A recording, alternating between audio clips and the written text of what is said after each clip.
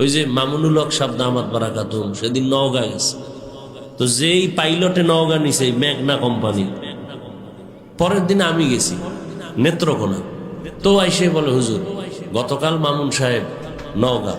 মানুষ এত বিশৃঙ্খলা করেছে, শেষ পর্যন্ত সে হেলিকপ্টারে যে উঠবে মানুষের ধাক্কা ধাক্কিতে উঠতে পারে না, আমি খালি হারে ফালাই থুয়ে চলে এসেছি। দেখেন তো, আপনি হাসেন, তার প্রোগ্রাম ঢাকা, সে সেখানে 1 ঘন্টা বয়ান করে চলে আসবে ঢাকা। সেই মানুষের ভাড়াভাড়ি আবেগে ছবি তুলবে গজব।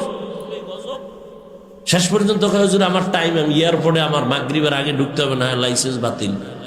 আমি টাইম অপেক্ষা করলাম, যে টাইম দেওয়া তার থেকে আরো আধা ঘন্টা আমি সময় দিছি, এরপর আসে না, আমি আস্তে খালি চলে আসছি। বলেন তো তার কতটা বিপদ। এই বিবেরিও এমন একটা হয়েছিল, আমার থুয়ে চলে গেছে। বহু ঝামেলা, শুধু আবেগ আর আবেগ। মাহফিল করায় 13 বছর কমিটি, নামাজ ঠিক মতো পড়ে না।